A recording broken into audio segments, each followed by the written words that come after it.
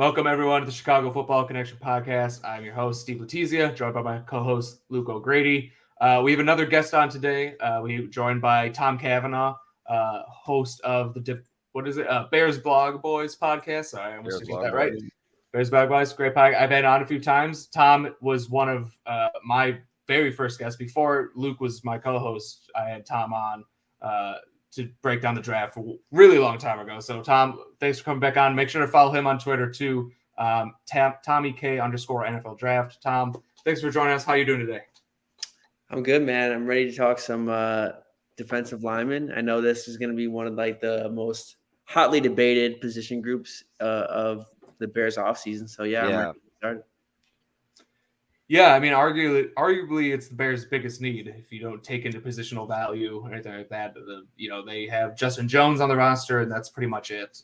So it's going to be a position that they adjust heavily in both free agency and the draft. So this is a big one. So there's a lot of guys to talk about. So why do you say we just jump right into it? Start at number 5.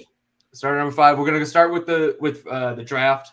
And then go into free agency and trades if we want to get into any trade options. The typical process is we do like our top 5 in the draft, and then just have like a general discussion about people that would make sense in free agency and the trade to supplement it. The hope is, we've always said this, that the hope is when we go into the draft, we've done enough in free agency that we don't have to take anybody for a glaring hole. But theoretically, this is just on like a player-to-player basis who we think the best players in the draft is. I could do number 5, but to be honest, if you ask me the day, it could definitely change. And it'll probably change after the combine and like recency bias in mind. I have Keeanu Benton at number 5. He looked great at the Senior Bowl, and it like reassured some of the stuff and like some of the things I was worried about with him. He looked more twitchy than I expected him to be, and I know it kind of favors a defensive tackle in those situations, but he was winning a majority of his reps. It looked like I got him at 5. It bumped. So it was gonna. I thought about putting Moro Ajomo there. I like him a lot. I think he used to play Wisconsin before, but Texas now, and he's a little undersized, but he's also got really good motor and like good push and like good athleticism. And I thought about putting him there, but just recency bias in mind and like how good he looked against other good senior competition, I'm putting Benton at 5. All right. I mean, I like both those guys. I actually have Benton a little higher on my list, but we'll get to that later. So if we're talking about just guys who like just missed, I didn't have a Dromo on my like just missed, but I probably should have because I actually really like him. I had Adebayor was another guy. From Northwestern, 100%. Guy just missed. But Tommy, who's your? Do you have like a top 5, or do you have just a guy? Yeah, I have a top 5. So in all fairness, I have like a cluster of these guys that are like neck and neck. Like, it is so close to really like. I could change it, like you said. It's going to change after the combine, but I could change it like right now on the fly. My number 5 guy was Mazi Smith of Michigan. And I probably need to revisit his tape because like interior defensive line was like one of the first positions I watched. But no, I really liked. I know he's kind of like fits the billing of this like bigger nose tackle, but I really like what he could do as a pass rusher. Like he won a lot. That's exactly what I have written down. Has frame for a 3-tech, but moves better than that. Yeah, like he doesn't really like run, or he doesn't really run defend as like good as you want him to, especially at that size. But like, I think that could come along more so than like some of these guys that like, don't really know how to rush the passer. That doesn't usually change right away. Whereas like Mazi Smith already has like a way better understanding at that aspect of his game than a lot of these other guys. And the reps he wins in his run defense reps are so dominant that you're like, if he just does that more, you're fine. The way he stands big dudes up is crazy. Like if he decides to anchor, sometimes it doesn't look like anyone can move. Yeah, so Mazi Smith was also my 5. So it's interesting, but it's interesting, Tom, that you mentioned like your analysis on it, because like I have him at 5, but like completely the opposite. Like I have him at 5 because I feel like he's a dominant run defender who needs to grow as a pass rusher. But like it's interesting because me and you message on Twitter all the time, and like we really usually have like very similar views on like all these guys. So it's interesting that we have a different view on this guy, but we still both like him. But yeah, I like him a lot. He was also number 1 on Bruce Feldman's freak list at the beginning of the year. So he's number 1. Actually, I have it up right here. I want to read off. Yeah. So hold on. Let's see what he was benching and stuff because it was crazy. Or just like a freak strength? Because I'm just saying, to be fair, both. I think it was so funny. Honestly, that. When I was watching his tape, I literally was like, "This is why you bench press as an offensive lineman," because he'd grab people and just stand them straight up. That's the thing. Like, I thought he was like pretty good with his hands in the run game. I thought he stood straight up though, and like would get washed in double teams, and that was kind of like why I was a little lower on him in the run defense. But like in terms of like if he just has to go 1-on-1 with a guy, he could 2-gap for days. And I liked what I saw from like the Ohio State game. He was dominant as a pass rusher. And maybe that was because he was overpowering people. Like he doesn't have like a ton of moves, but like the ones that he works, they work and they're good. So that's kind of my take on him. Yeah. And I agree with you there. I think when he did win is because of just brute power, strength, athleticism, not so much perfect hand placement technique and stuff like that. But here we go. So I have the Bruce Feldman's freak list up. So he close grip bench 550 pounds. Yeah, he did, didn't he? Vertical jumps 33 inches at 337 pounds. He clocked as a 4.41 shuttle time, not 40, but shuttle time, which would have tied for the best of any defensive tackle at last year's combine. He also had a 6.95 3-cone, which would have been by far the fastest. Dude, that's like. And then there was insane. And then 26-pound man with a sub-7 3-cone is like unheard of. That's stuff. And then this one, he had 22 bench press reps at 325 pounds. So they usually do 225 at the combine. He put up a pretty respectable number. That's psycho. So the dude's just like an absolute freak, and that's kind of like why I had him as my number 5. Like I want to like put him higher, and like I said, I think day one in the NFL, like maybe not day one, but like early on in the NFL, he's going to be a pretty good run defender. Yeah, and he has that athleticism and the power that I think he's going to develop into a really good pass rusher too. And he's flashed a lot of pass rush potential as well. So, and that's I have a 5 now, and like after the combine, maybe he'll go higher because obviously he's going to blow it up, but we'll see. Yeah, that's one of the nice things too, is like getting someone that you know is like, or you trust as a good run defender, like seems to be like raises their floor from someone that you're trusting to be a good pass rusher, because sometimes that's a little tougher to translate right off the hop. Yeah, I agree. I think if I see a guy who does one of those things really well, I have more hope that they're going to be able to do that other thing well eventually too, rather than a guy who's just his traits and doesn't do anything well, but he's just an athletic freak. Yeah. So that's kind of why I had him at 5. Yeah, but Adebawore was not the guy who just missed. A guy who you guys might have in your top 5, and it's totally understandable because I like him too. That actually just missed my top 5 was Siaki Ika from Baylor. Yeah, I'm kind of low. I wasn't as big of a fan, but like I definitely think he's like a top 75 player. Yep. Like he's definitely like in that range, and I get the allure for a man that size who moves the way he does. I just think if he's gonna be a nose tackle, like I wish he was better against the run. Yep, that was kind of my 100% issue with it. Like, how do you use a situational pass rusher at like that size? You know, like it just doesn't. It's kind of unheard of. Yeah. Okay, so we're back on the same page because I 100% agree because he's like 350 pounds, but he doesn't play like a 350 pounder. He plays like a 300 pounder, but he moves really well and like he has the athleticism. He's actually to me a better pass rusher than run stopper. 100%. Weird because he shouldn't be. Yeah, he supposedly doesn't have long arms either. So like I don't think that's ever going to be a great part of his game. Yeah. Like, I don't think he's ever going to be this leverage demon type. Like I think he's just going to be a big guy who can rush the passer, which is weird. Yeah. I mean, this is a good transition because he is my number 4. Okay. I mean, that's perfectly fine. He would have been like my 6 or 7. I said all the stuff you said, but I said it way nicer. And I honestly, I see a lot of Akeem Hicks in his game, and that like he is a way better force as a pass rusher. But as a guy that size, man, he slashes. Like he can do those like he can do those like loop arounds, but like really tight and like get around the end pretty good. I thought he was stouter against the run than you boys are letting on, but I understand like as a body, sometimes he'll disappear for a couple plays. He's another guy that I think frame wise, like probably would be something that's closer to like a 3 tech or even a nose tackle, but like he plays a lot between the guard and the tackle. But like like I said, super strong. Like another guy that's like kind of like ranging toward freak athlete for his size. Like probably a better pass rusher than he is defender, but a really really good pass rusher against like great competition. He's someone that I would like if the Bears could get like kind of in the same range as you said, Tommy, like end of the second. If he's there and we've missed on these first guys because you took a Will Anderson or you traded way back, I'd be fine with him.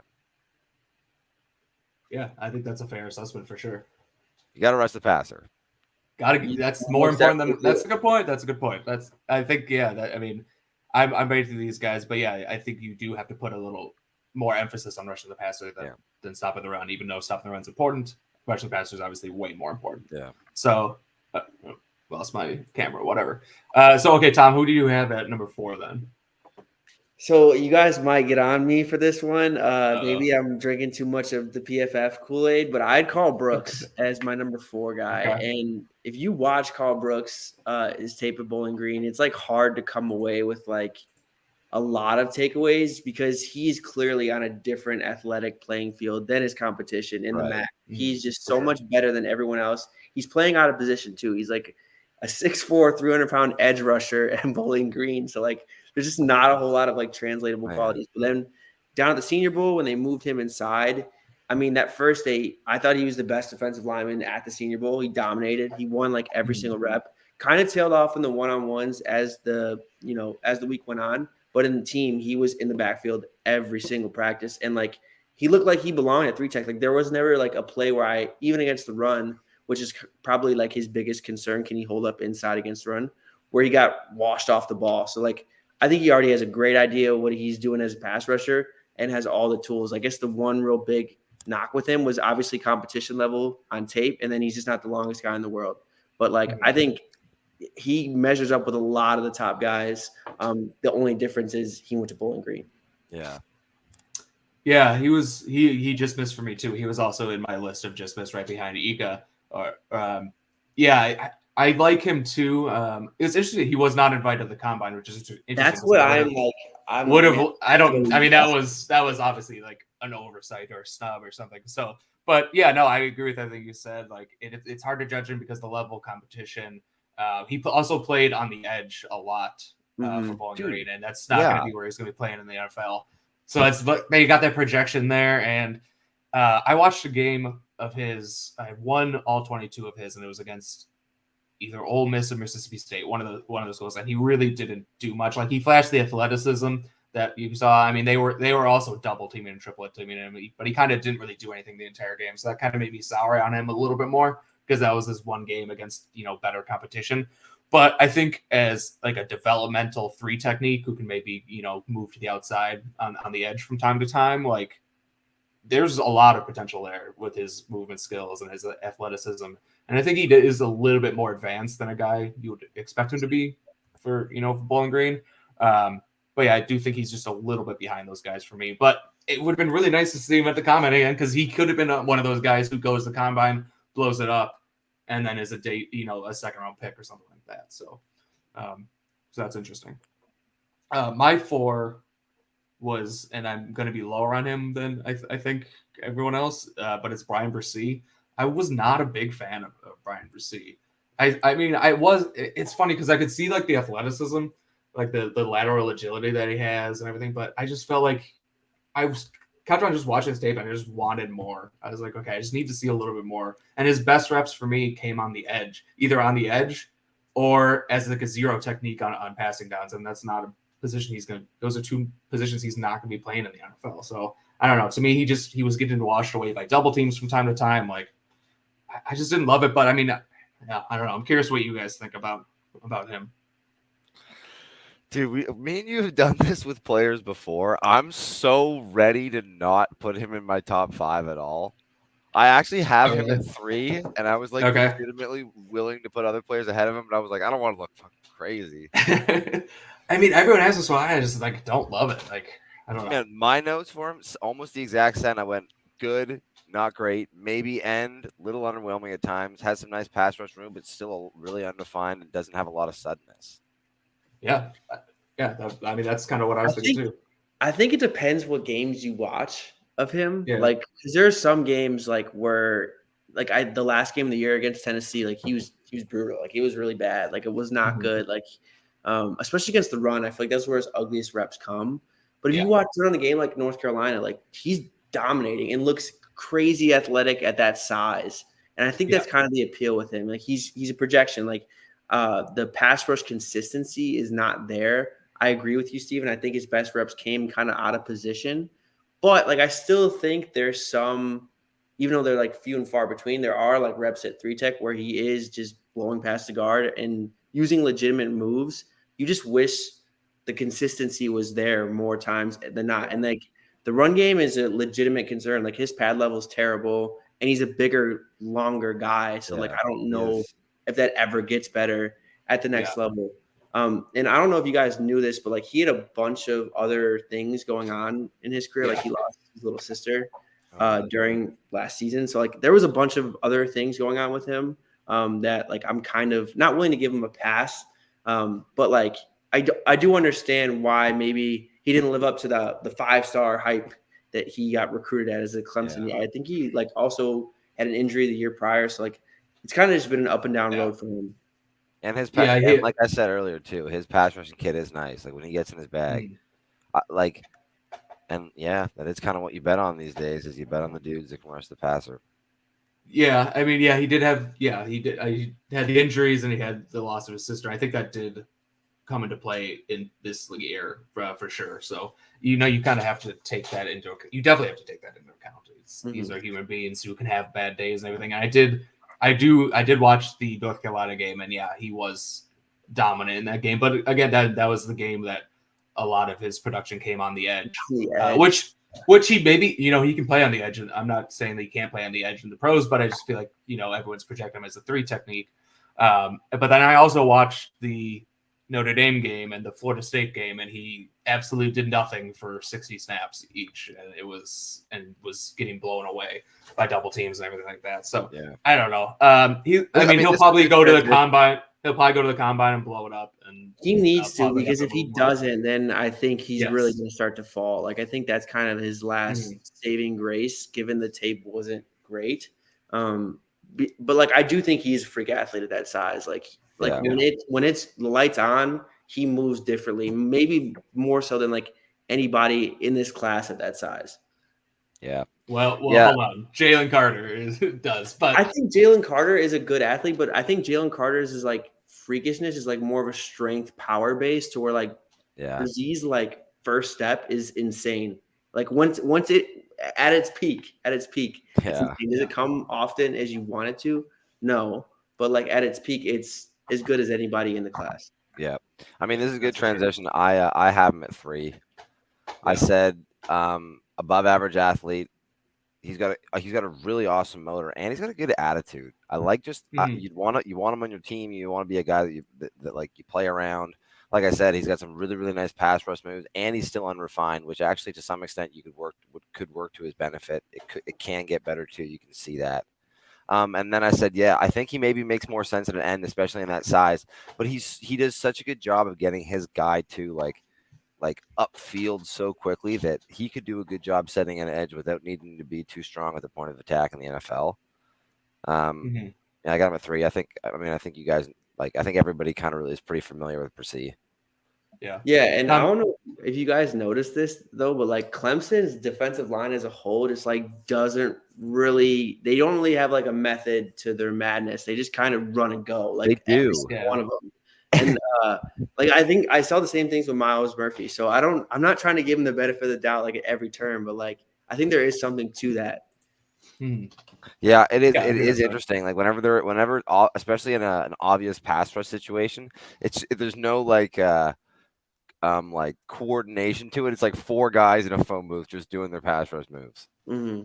Yeah, I know that's for sure. So Tom, where did you have Percy then? We're kind of going. I had him at 3 as well. I had him at 3, but I've struggled with him. Again, he's not too far off from like where I have a bunch of other guys. Honestly, like he's kind of like a fringe second round grade for me. But that's obviously going to go a lot higher in this class because this class is just like not that great.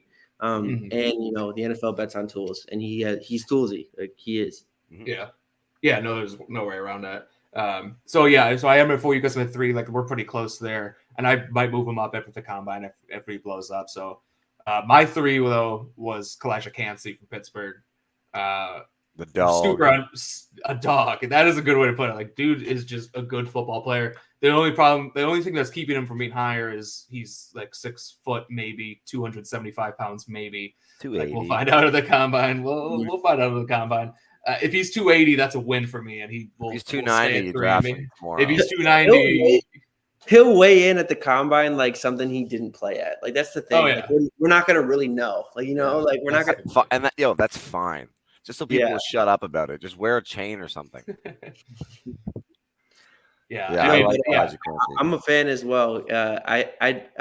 He's my number 2 player. So I just have like one thing to say about Calijah Cancey that like is a little strange to me. So like he got not him as a player, but like his build, right? Like 6 foot 280 kind of reminds me of Ed Oliver. And like Ed Oliver, I feel like since like even the year before he was drafted was like billed as like this top 10 pick, like 5-star recruit, like insane athlete, kind of undersized, played out of position at Houston.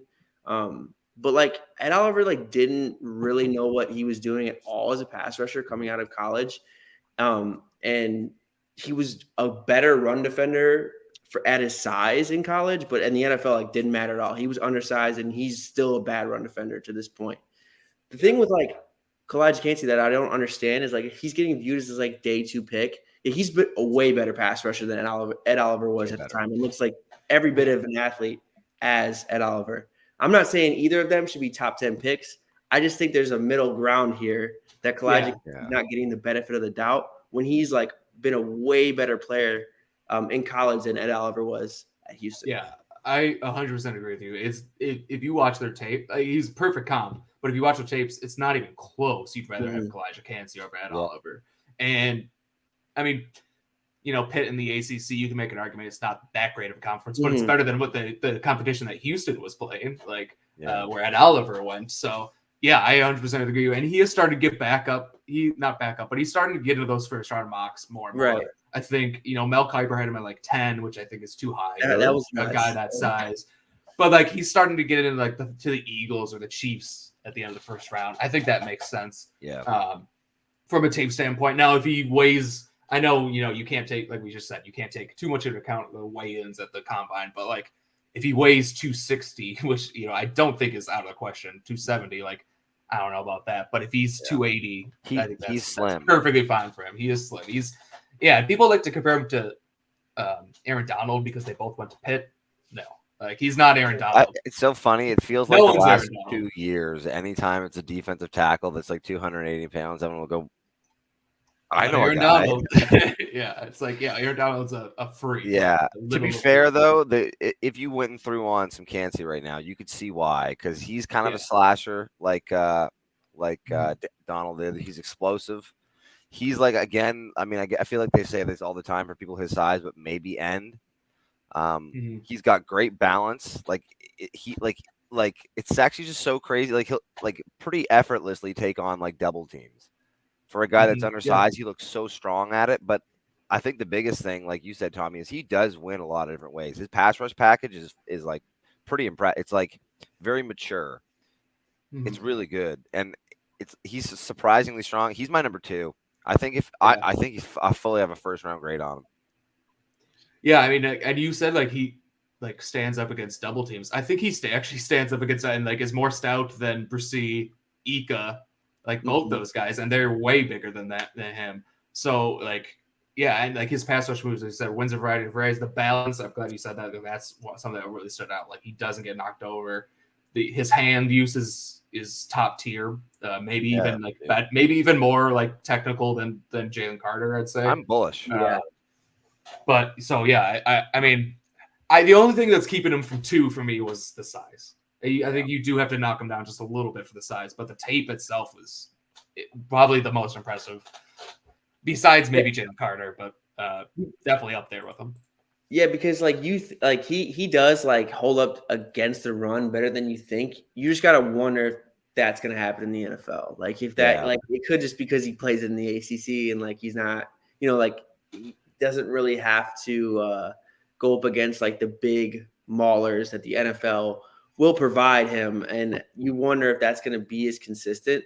But like, I don't know, in terms of a guy you can just ask to get upfield and rush one gap, I think he can live. Yeah, will it not be great against the run every now and then? Obviously, but like what he provides as a pass rusher is just it's as good as, I can't say as good as Jalen Carter, but it's the next best in this class, in my opinion. Yeah, 100%. Yeah, and like you said, I'm glad you said like the one gap thing, because he's not half the teams in the league won't even have him on their board. Like he's not going to be a two gapping defensive lineman. Mm-hmm. So that could cause him to drop farther than maybe people think. Maybe he drops out first round just because there's maybe only 15, 16, whatever it is, how many other teams run a one gap scheme that will even have him on their board. But the Bears will be one of those teams. So, 100%. If they're obviously not going to take him in the top 10, but if they trade down with the Colts and get picked 35 and he's there, assuming the combine goes well for him, he's not going to be there. People are going to he might probably is not going to fall in love with this kid, I feel like. Yeah, I do think he's going to be a guy who gets into the 20s. Yeah, probably.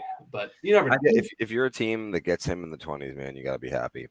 100%. I think obviously the combine, like testing wise, is going to be huge for him, but I think arm length will be really big for him too, because I think teams will be willing to live with the undersizedness of him if he has some longer arms and they know he could get some leverage. But we shall see at the combine.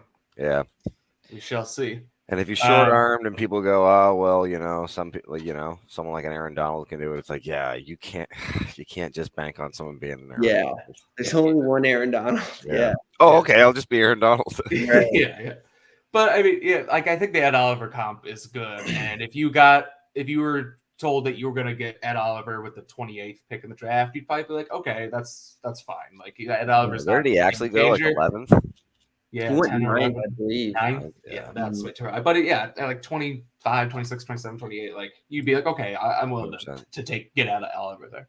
Yeah. So yeah, he's my 3. So my 2 then is is Keeanu Benton. Wow. I love Keeanu Benton. Yeah, I think Keeanu Benton is an absolute stud. I think he can play. He could play a 0 technique nose tackle. He could play 1 technique. He could maybe play a little 3 technique. Although I think his best position is as a 1 gapping, get upfield 1 technique. And I think he's quicker than people give him credit for. I like the violence in his hands. He uses his hands well. He's stout against the run.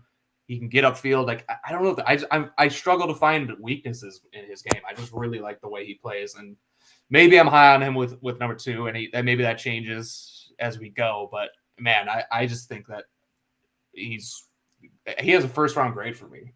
Late first round, but first round grade for me. So I really like him, and I think if the Bears could trade down, if the Bears don't go like Carter in the first, I think his second round pick would be pretty good if you get like that second round pick from the Colts. Yeah, he's definitely like the most well-rounded nose tackle in this class. Yeah. I think he's for sure the best nose tackle in this class. Like I don't think I mean Mazi Smith. I mean, because Carter, Cancey, Brissy are all 3 techniques. So it's Mazi Smith, Siaki, Keeanu Benton. I would take Keeanu Benton over those 2 guys, no questions asked. The thing with Keeanu Benton that I wish he was like a dominant run defender. Like I thought there was at times, especially like against like outside zone and stuff like that, where like people got on the move, the offensive lineman got on the move, and he just kind of like let himself get moved out of a gap. I agree. And but like I think head up, like if you just like try to like inside zone him, move up out of a gap like vertically, I think you're not moving him. And I can also say that thing with I can also say the same thing about him as a pass rusher. Like at times, like I would say more times than not, like it looked really good, but I didn't think he was like rushed with a wide variety of moves. Like I still think he's developing in that regard. And I think like Carl Brooks at the Senior Bowl, you saw him win with that one. He loves that. It's like one in particular move. It's like a cross chop, almost like a cross chop and a swim. And he can hit that move. But once offensive linemen start to realize what he's doing, they take that away. And I wish he had more of a plan B. But you could say that about like almost any of these guys. You wish that they had more of a plan B. I will be way more bought into Keeanu Benton after he tests. Like I think he's a good athlete. I didn't know if he was a great one. So if he has like the traits, I'll be way more behind him and ready to buy into him like in this like I would say in the Bears case, 35 to 53 range. Yep. Yeah, I think what you said is spot on. Like, yeah, I would like to see him kind of stack moves together and have like a bigger arsenal kind of in his toolbox there as a pass rusher for sure. And I don't necessarily agree with you on the like on the outside zone stuff. I saw plenty of times where he was still making run stuff on outside zones and stuff like that. But you're probably right. I mean, I did see it from time to time where he wasn't kind of I think sometimes. But I think I actually like. I think sometimes he just like it almost just feels like he's drifting with the play as opposed to like imposing. Sometimes he'll just be at the hash and it's still like on the depth of the snap line and it's like, all right, well, drive him back here, Keeanu. Yeah. Yeah, I do think he'll do well at the combine, though. I think he actually is for his size, because when he was like 6'4", 315 about, I think for his size, he's going to test pretty well. He's not going to put up like eye-popping numbers, but I think if you look at like the weight-adjusted scores, like the RAS score, I think it's going to be better there. And then so that was my two. And you guys had Cancey at 2, right? So then that leaves 1, and I think we're probably all on the same page here. It's Jalen Carter. DeAndre Roy. Yeah. Sure. Yeah. I like both those guys, but Jalen Carter. I don't think there was anyone. There's a big gap between 1 and 2 for me, and I think I have a top 5 grade on Jalen Carter. I think he's a generational type prospect. Just the strength that he has is just unreal. Really, like just so strong and so athletic. Like I don't know. I think the more I watch him, the more I'm like, I want the Bears to pick him over Will Anderson, and I keep going back and forth. He's comfortably a better player than Will Anderson. Mm-hmm. Really, I always go back and forth. Generational talent. I don't think he's a generational prospect. Like I don't think he's as far along as Jalen Carter is. Like, are there plays where Jalen Carter does he take some plays off? Yeah, sure, but I feel like the dominant stretches are as good as any of the top pass rushers we've seen drafted in the last couple of years. And that's I'm totally bought on it. He just throws people around and it's crazy. It's pretty insane to watch. Yeah. I can't say the same thing. It's so fun to watch, man. He literally just explodes into people. It's so careless. Fuck it. Yeah. Yeah. And good. The pass rush, run defense, elite in both areas. I don't know. I don't know about you guys, but if the Bears traded the Colts at 4, and I don't know for whatever reason, Carter and Will Anderson are both on the board, I don't hesitate to take Carter because I do agree with you that I think he's more of a generational talent. I like Will Anderson. He's absolutely worthy of a top 1-2 pick, whatever he ends up being. I just don't know if he's on the level of a Nick Bosa, Joey Bosa, Myles Garrett pass rusher. He's not there. He's that step below that. And I think Carter, if there is an Aaron Donald in this class, it's Jalen Carter. Yeah, for sure. Carter's absolutely the better prospect. The only I've flip-flopped on this because for a little while I was kind of cool on Will Anderson. I was like, I don't really think the Bears need him. Or at least I just didn't think he was a solution to much of our problems, especially because he's not the best fit into the system. But I will say, to the point of all the people you lined up and saying he's not a Bosa, and it doesn't feel like he is. But of all those guys, I actually don't know of anyone in the last little bit that we've seen that has Will Anderson's get off. I've actually it literally might be the best of that, and you can win on just that for a whole career in the NFL. But as a full player, I don't know if there's anyone in this draft that's as good as Jalen Carter. Yeah, he's probably gonna be my first overall player, to be honest. But no, I think out of all the guys we listed, and obviously this probably should go without saying because he's our number 1. But I feel like it's a lot of either or. This guy is a nose tackle. And I'm not saying I'd play Jalen Carter at nose tackle, but he can 2-gap as good as anybody 100% in this interior defensive line class, on top of being an insane athlete, a penetrator, a guy who, if you want it rushing 1 gap, he can do that at an extremely high level. And it wouldn't be asking too much of him. He's huge. Him doing the stuff in the B gap or over the tackle is just a freak anyway. Yeah. But then you watch him play, and it would be we would never ever put this guy at nose tackle. Why would we? Right. Right. I mean, I think the way we have him, we're obviously evaluating him as a 3 technique, and then in that case, he's a generational talent. But if there are teams who run a 2-gap big scheme, a 3-4, and they're they probably would Push still have over. a first round grade for him as a nose tackle, first round grade for him as a 5 technique, like as an edge. As an edge, like he still gets a first round grade. But yeah, I mean, everyone's in agreement like his position in the NFL is going to be that 3 technique, but he's going to be able to move all around, kind of like a Chris Jones, who 3 technique, but you can kick him out to the edge, and I have no problem with doing that, and you can kind of move around. I feel like the take plays off thing is overblown too, man. I don't see it as much as people tell me they see it. Like it's just the plays he's taking off is like, all right, is that the play that he took off because he didn't get moved anywhere?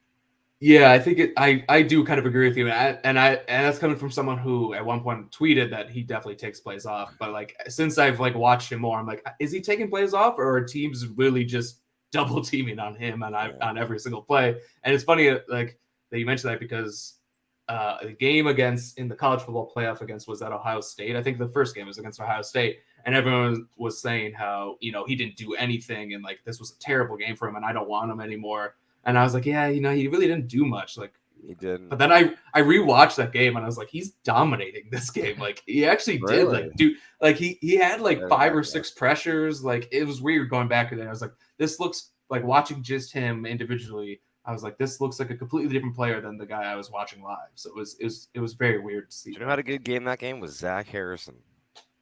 He did. Yeah, Zach Harrison. Yeah. He beat up on our boy Broderick Jones. Yeah, Broderick, top 5 pick Broderick Jones. We'll see. We don't fuck with Broderick, do we? No. Not like that.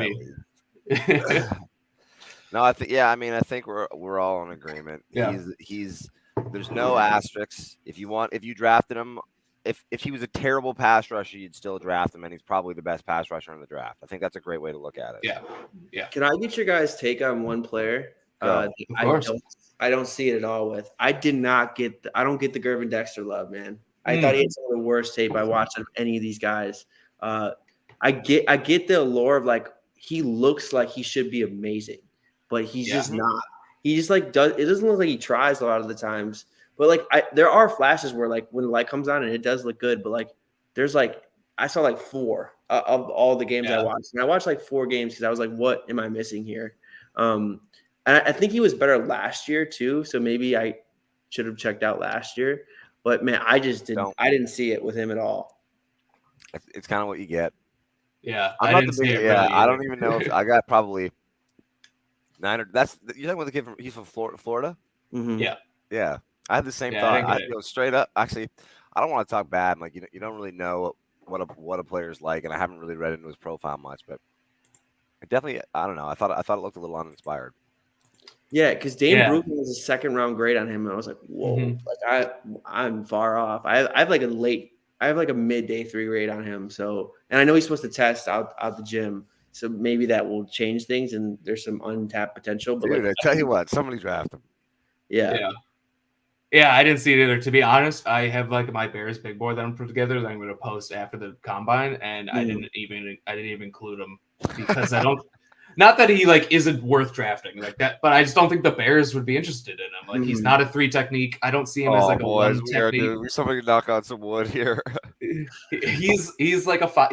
He play him at 5 technique. He's stout against the run, and that's how you're going to want to use him. Huge. Like he's huge, and he's long, and I don't know. I mean, I didn't really see it either. No pass rusher whatsoever. No, I don't know how. He doesn't even go off the line. He doesn't like get off the line of scrimmage. Like he stands straight up. And I don't know why. Like Dane Brugler is a guy like I really respect, and I'm sure he knows way more than me. So maybe I am probably the one who's wrong here, but I didn't get that 2nd round grade. Other guys have him too. It's not just Brugler. I think it's because he's supposed to test unbelievable. Like I think that's why. I feel like that's what they fucking tell me about Tyree Wilson too. Because I watched the Tyree Wilson film and I'm like, man. I like Tyree Wilson. Yeah, I do too. We'll have to talk edges. Yeah, we'll have to talk. Yeah, we will. We actually did talk this, and I think me and you kind of dutifully put like Tyree Wilson at like 2 or 3. But I can't remember. I'm feeling him a little bit. Maybe I gotta watch more tape. With him, it's just so funny, man. Is Carl Brooks when we had Montel on? Montel told me to watch Carl Brooks, and it's at the top of my list, and I still haven't got to watch him. I still have guys that I haven't watched yet. Yeah. I'm like, I will like start it. I'm like, I get bored for some reason. But anyway, so one last thing on the draft before we move on to like the free agents. I just wanted to see, is there any like late round guy that you guys like? Guy who like no one's talking about. I have a few that we don't have to talk extensively about, but guys that are at least intriguing. I think Zach Pickens has tools. I just think he does. He just needs to put it together. But it's kind of concerning because he's a senior and like hasn't really gotten any better. And I thought he had an okay week at the Senior Bowl. But I think he's an intriguing late round guy. I'd definitely take a flyer on him. Yeah, I think he does have tools. I don't know if he's I didn't really love his tape, but yeah, I think he does have the tools, and he's a guy who probably will do well at the combine. Mm-hmm. The guy I had like way late round, and I have to watch more of him is Jonah Tavai from San Diego State. I don't know if you guys have watched him, but he's intriguing as like a real late round guy, kind of undersized. Yeah. So he's kind of interesting. I also like Jacob Slade from Michigan, who was hurt this year, but had a really, really, really, really good 2021. So I'm intrigued by him. But that's kind of all I had on those guys. I also do like Jalen guys. I also really 9 or 10 guys. Yeah. I also really like Jacqueline or Jaqueline Roy, whatever his name is. I know. Honestly, when you said late round, I was like, just by the way the class is shaping up, Roy might get pushed into like the 5th or 6th round, and at that rate, you'd be getting a really good player. That's I feel like he's being underrated on the pass rush grade, but like he can play. Yeah, I like him a lot. I didn't really see it with him, honestly. I was not a fan. I just didn't think he had much of a pass rush plan, and like I thought it did look a little wild. I thought when the light came on, like again, like he was more one of those inconsistent players. Like there were flashes. I thought I went back and watched his tape last year because I was looking at how he graded for PFF, and he definitely graded way better last year. So I saw a couple games where he looked better and flashed some moves.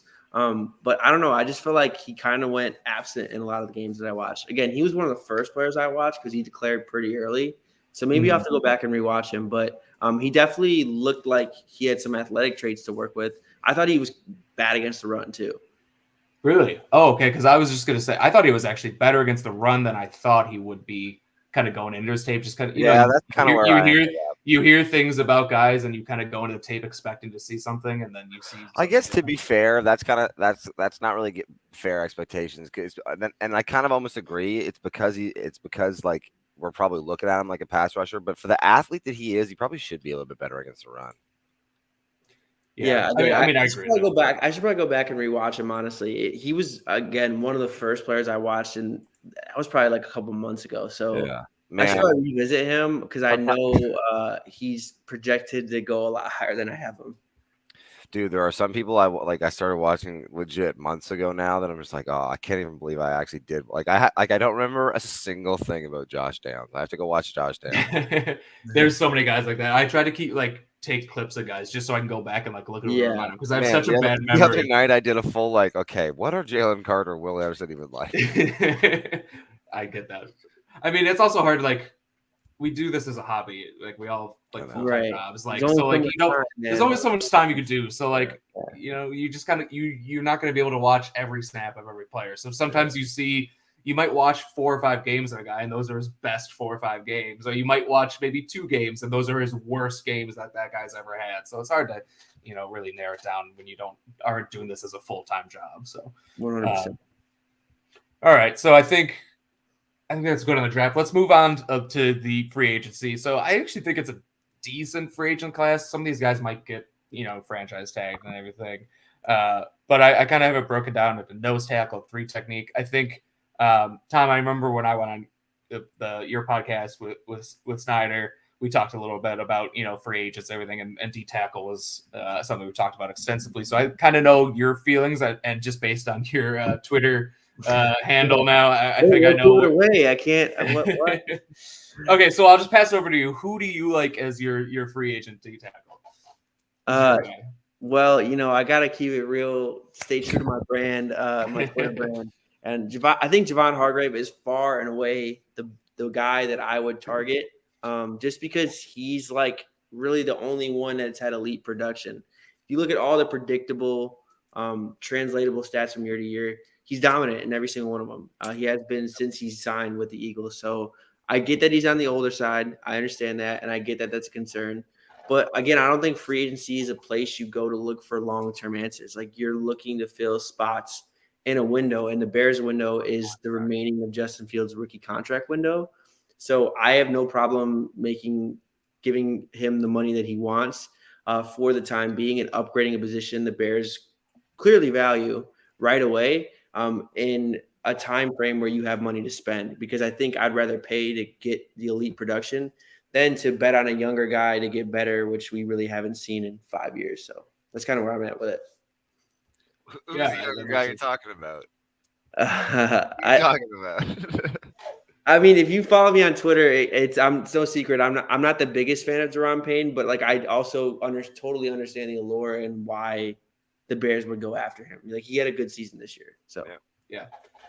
I mean, I think you're absolutely right on the purpose of free agency. You're most likely not going to get guys who are long-term pieces. You're using free agency as a way to supplement your roster. Mm-hmm. Unfortunately, the position the Bears are in right now is they don't have anyone that's very good on their roster. I shouldn't say that, but like they have so many holes on the roster. So people want to just throw money around to try and fix things quick and easy.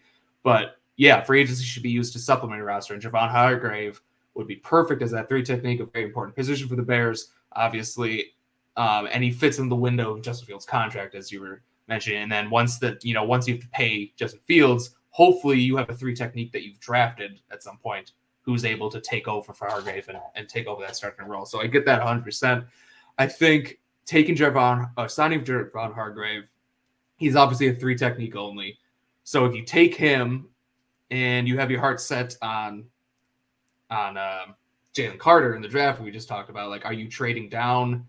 Are you taking Jalen Carter? Like, are you passing on Jalen Carter? I think Daron Payn signing him gives them more flexibility in the draft, where you can take Jalen Carter in the first round if that's the way it plays out, and then you can have your nose tackle 3 technique, or you can maybe draft a Benton or a Mazi Smith or Siaki later, and then you could kind of play Daron Payn at 3 technique. Not his best position, but he can kind of do both. So I think it gives you more flexibility. But I mean, I'm fine with you. Luke, what are your thoughts? Yeah, I mean, we got money. What we don't have is good defensive tackles. That's true. I would give him all the money he wants. I would honest to God, I'm so with you, Tommy. I would take it to the next step and say he's probably the most important free agent on the market as far as people we need to get. I know that the offensive line needs a fix, but it's like to some extent, I would almost rather fix a defensive line through a free agency and an offensive line through the draft, just because that feels like a more sustainable model. And like you can get really quality 1-year flyers on like old pass rushers. I feel like it's tougher to do with offensive linemen. But I mean, by the same merit, I would say that signing Javon Hargrave, you could sign Javon Hargrave, and if you wanted to take Jalen Carter at 4, that's totally fine by me. I think Javon Hargrave is probably, we'd sign him to 3 or a 4-year contract, but nothing that would stop us from taking just best player available. That's if right. Anything, signing a Javon Hargrave lets you take like a best player available mentality, even if it is Jalen Carter, because you don't really need to reach. You have something, and you can just take whoever you think will be the best pro. That's fair. But yeah, I mean, I think a lot of people talk about Daron Payn. I get it. My thing with Daron Payn, and you guys can correct me if I'm wrong, or if you can think of a good example, but I know the idea about signing someone like to their second contract in the NFL and really like letting them flourish as a pro does make sense, but I don't think it's like you said, Tom. I don't think he's really been as good as people have made him out to be in his first 4 years, and it's like, to some extent, it's like after 4 years, like I would have liked to have seen something. And I understand that the production is there, but in the stuff, sacks sacks are a good stat, but it's it's not predictive. They're not stable from year to year. There's exactly pressures over time affect the game more. Right. Yeah, and honestly, a great example was Justin Fields this year. You could see it in him. Is that as soon as they got that pressure, because he'd been hit so many times, the play was dead. And it's like, Daron Payn might get 8 sacks in the last 8 games of the year, and he might do it on 16 pressures. At least that's what it felt like watching him. And it's like, I don't know. There's also something to be said about signing a guy who's coming off a career year.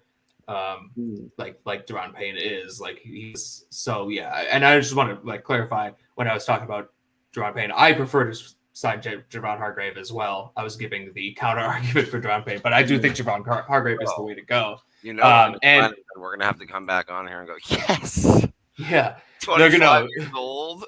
They're gonna sign like Sheldon Rankins, or we'll be like, I always wanted Sheldon Rankins. He was my guy. To be honest, we would be smart to sign at least 2, and like That's the way that polls operated last year at least was let the first ones go and then see who you could settle on. And there's a lot of people kind of in that second wave, depending on if people are going to overpay or not, that the Bears could go after that would be really, really good. Mm-hmm. I think the free agency class for defensive tackle is so strong.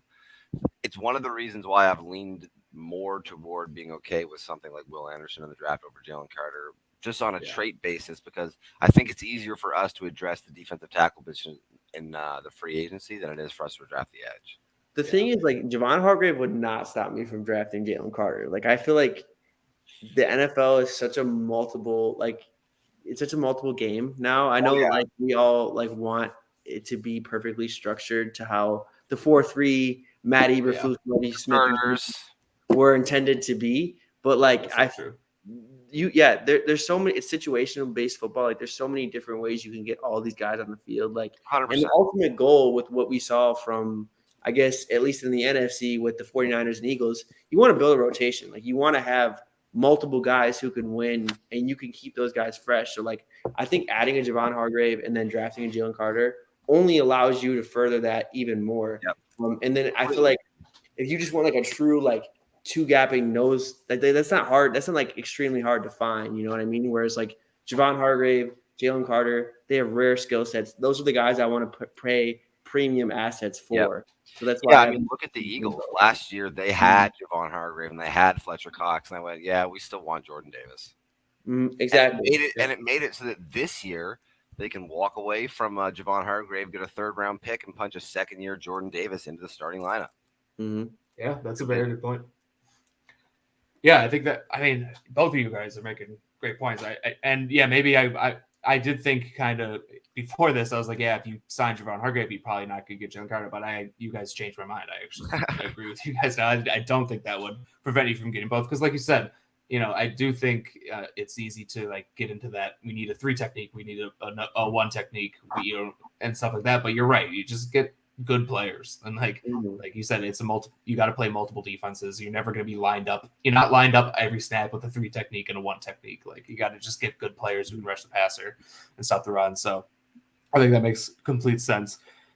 Anyone else D tackles that you guys like that you might, let's say they don't sign Javon Hargrave or Daron Payn. They miss out on them first. Maybe Daron Payn gets franchised. Javon Hargrave just decides to go to maybe someone who has a better chance of winning a Super Bowl. Is there a guy that you're like, okay, that the next best guy you can get is this guy? And obviously they're going to sign someone to tackle. So let's say who's your guy? Yeah, I think Dre'Mont Jones is like the guy that everyone points to, right? Like is the next. Yeah, I actually don't love that move, but that is the one I see the most for the Bears. Dre'Mont Jones, the pride of St. Ignatius High School in Cleveland. That's my guy. That's my guy. I don't love it. I don't think he does the things. I think the things he does well is something that you can kind of take flyers on and like shorter term contracts on some of the older players or like later term in the draft players. But he's another guy that kind of flashes, and I think he from like a perspective of what Eberflus would want on the defense, he fits that mold. He plays relentlessly when he's out there, and he's young. And you'd be betting on the trades. I don't know. I just wasn't. Guys, tell me on.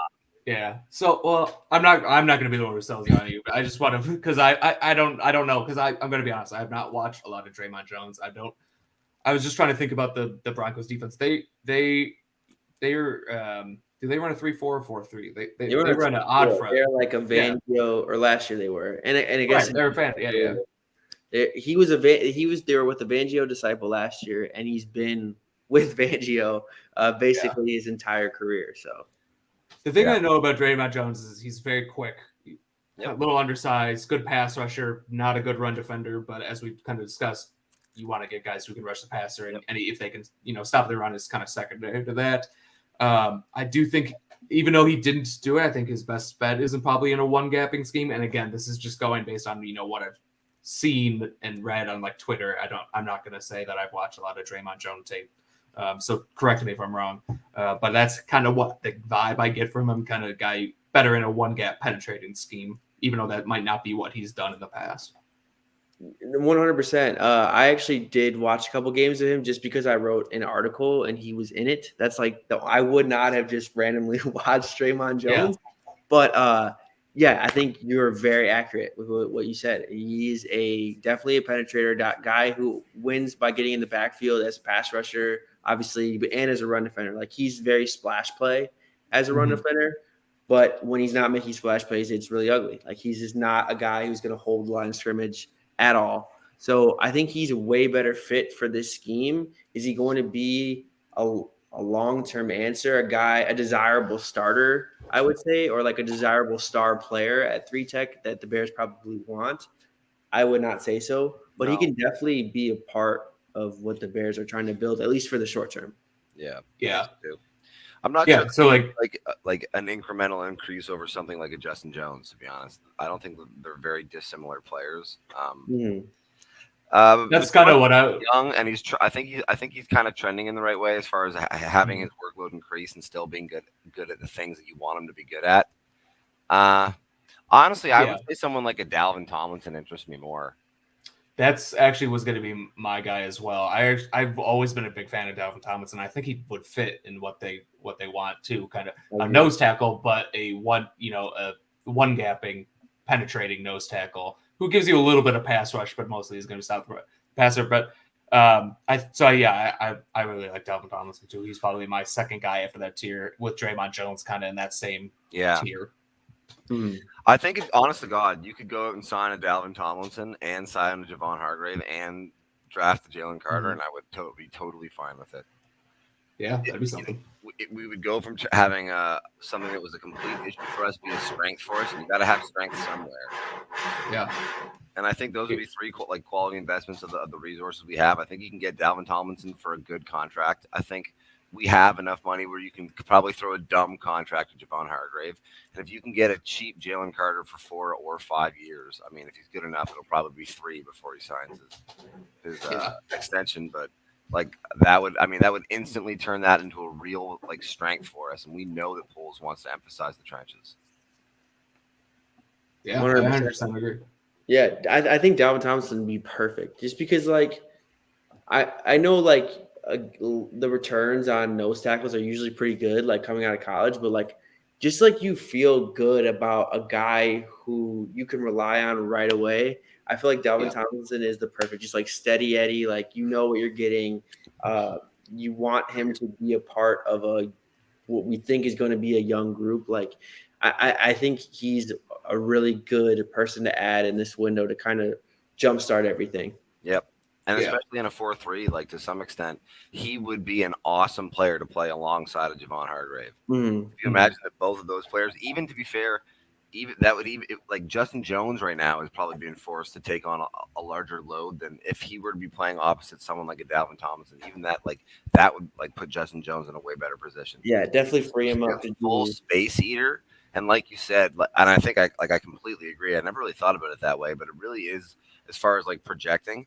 You probably do want to sign people where you say, okay, you can take care of the run, and then draft tradey people where you're if I draft 2 or 3 of these tradey people a year and I hit 1 every 5 years, I'm fucking gold. Yeah, exactly. It's a great plan.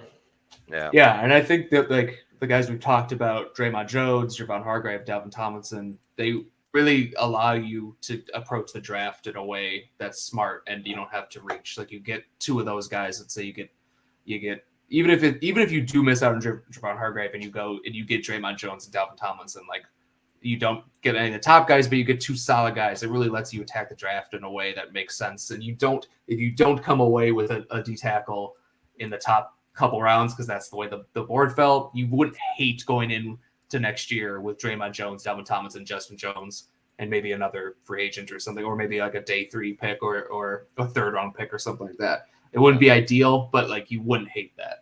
Definitely be an improvement.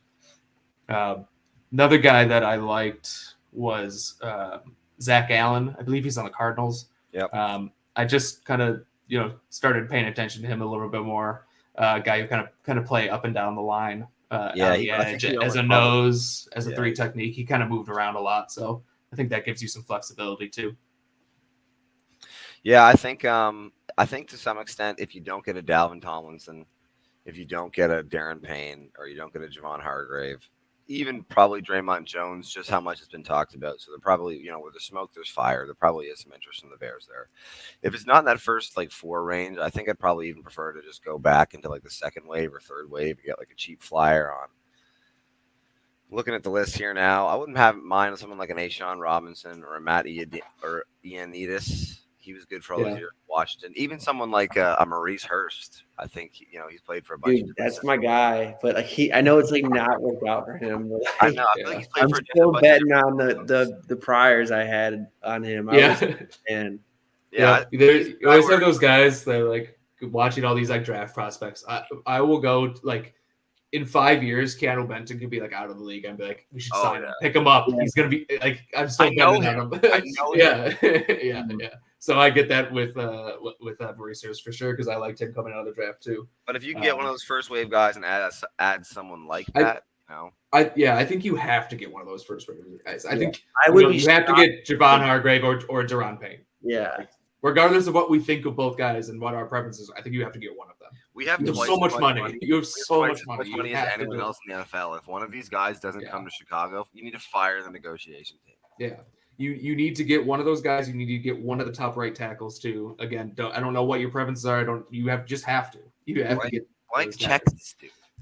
Yeah. The only way I see them not being able to get him is if they re-sign. Well, in Daron Payne's case, he get franchised, I think. Yeah. But I could see the Eagles, given their history of just prioritizing the trenches, I could see them really trying hard to get Javon Hargrave back, and he's staying in with a competing team versus getting up and moving and kind of betting on the Bears rebuild. So I think there is a possibility both those guys don't hit the market, but if they do, the Bears have to land one of them. They just have to. Right.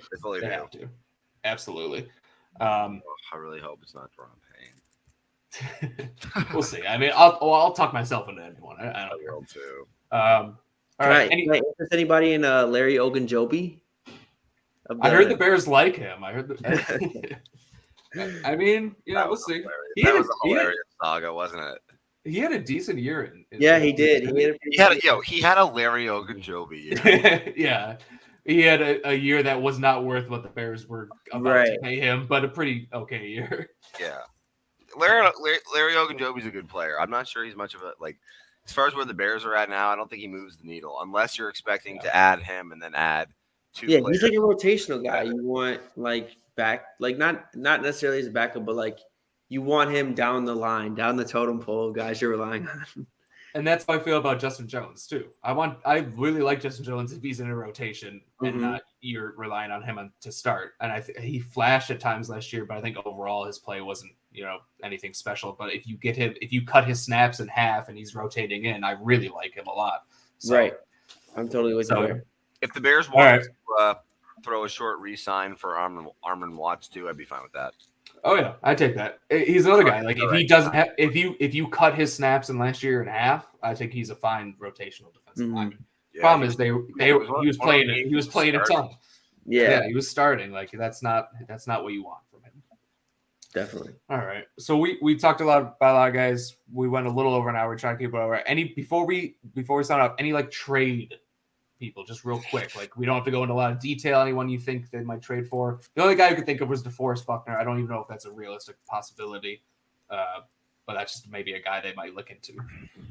Yeah, I bet I bet the Bears and Colts are gonna be talking a lot of trades this offseason. So I bet they'll float it hey, is he available? Would he potentially be in there? But I just can't see Ballard after everything he gave up for him, and he's still playing at a high level. I don't see it being realistic, but I could be wrong. Yeah. If he can do it, honestly, he's a good fit, and I think he'd be good for the Bears if it made sense. I've said this before. I don't really if we're getting trade value in return. I think for me it goes 2024 trade capital, 2023 trade capital, and then players. If you get a player for it, that just kind of, as far as I can see, it's just taking away capital in those other places. If it's someone like, oh man, I can now his name is blanking me. Buckner. Yeah, if someone like a DeForest Buckner, that's fine. But honestly, there's not a whole lot of people from the Colts that I think. I mean, Okorike, he'll be good, but he's hitting free agency. I don't think I want Michael Pittman, to be honest. I feel like it's just like if you're gonna make a move or at least include a move for a trade, you go get a real number one. If not, like draft and wait until a real number one's available, kind of thing. I mean, eventually the Bears are going to have to start developing their own talent. That's the way it is. You just got to do it. All right. I think that's good for today. I think we covered it all. Thanks everyone for listening. As always, make sure to subscribe, like all that shit. Also, Tommy, thank you for coming on. Luke knows I'm so bad at this. Tom, thanks for coming on the podcast. We can have you on anytime. Make sure to follow Tommy at TommyK_NFL Draft. Also, make sure to subscribe to the Bears Blog Boys podcast. Him and Snyder do a great job. And that's it. So I guess we'll talk to everyone. We have a Combine show coming next week. We're going to have Jacob Infante on. We're going to talk Combine with him. We were hoping to have him on for the Senior Bowl. Wasn't able to make it, but we got him for the Combine, so that'll be good. So that'll be posting next week. So look out for that. And until next time, Bears fans, bear down.